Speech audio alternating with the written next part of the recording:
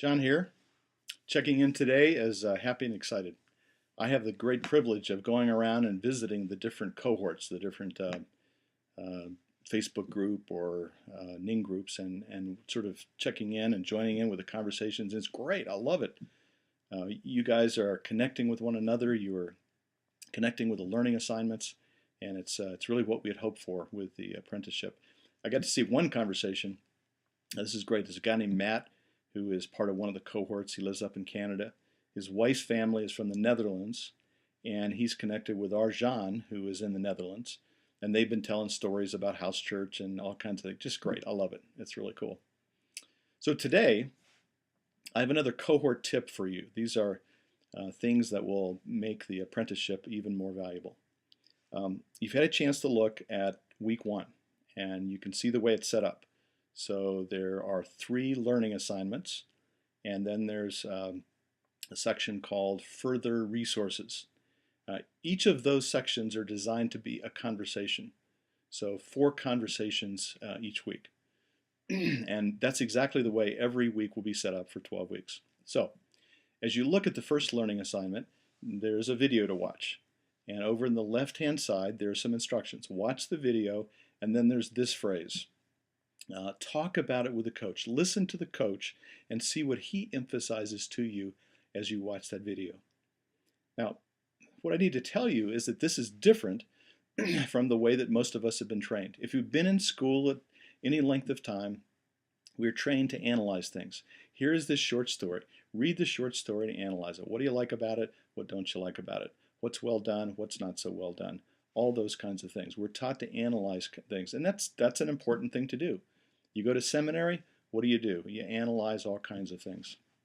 So what we're doing here is different, and I need to tell you a quick story to help you understand this. A number of years ago, I was at a conference, and there was a guy there by the name of Ralph Moore. Now, Ralph is the pastor of a church in Hawaii called Hope Chapel, and he started this church a long time ago, 30 years ago. And from that one church, traditional church, that one church has spawned, I don't know, dozens, maybe hundreds of other church plants. And these are traditional churches.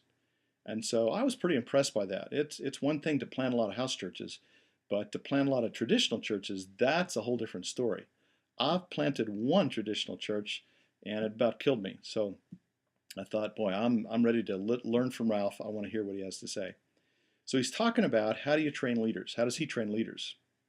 And I figured this is the key. I mean, if you're going to plant a whole lot of churches, multiplying leaders is absolutely the critical component. So I've got my notebook out, my pen, I'm ready to take notes. He says, I have this very complicated way of training leaders, of discipling leaders, and here it is. He says, I get a group of guys together, a group of people together, and we pick a book. Could be a book in the Bible, could be a Christian book. Sometimes we even pick business books. We pick a book, and I say to this group, I say, we're going to read chapter 1 for next week. And he said, here's your assignment. Read until God stops you. And when God stops you, ask the Lord, what is it that he wants to say to you about the place that he stops you? And next week, when we come together, we're going to talk about what God said to you. He said, that's my entire plan for training leaders. And I thought, that's brilliant.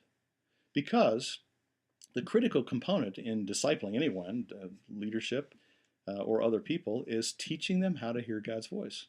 And that's exactly what Ralph was doing. And the cool thing was, it was totally reproducible. So you can imagine that the guys that hung out with Ralph, they go plant a church, they're going to train leaders. What do?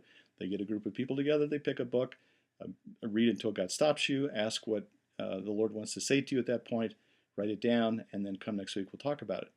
Brilliant, simple, and powerful. It's that same idea.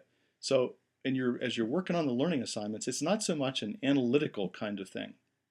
Analyzing the thing you're reading or the thing that you're watching.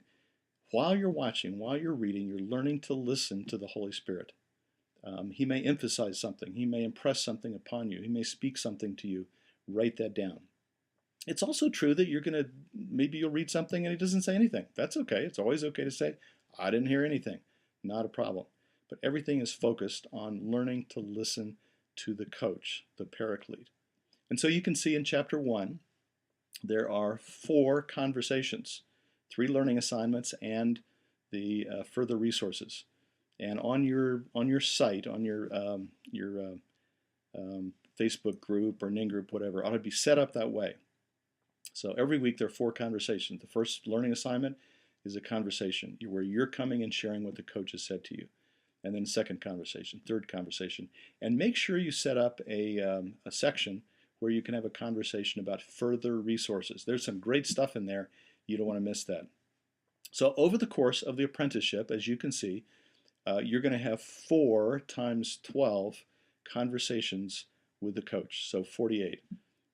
The title of the apprenticeship is Training Leaders Who Listen. And the way that we learn how to listen is by practicing. So that's exactly the way this is set up. That's the Cohort Coach for today.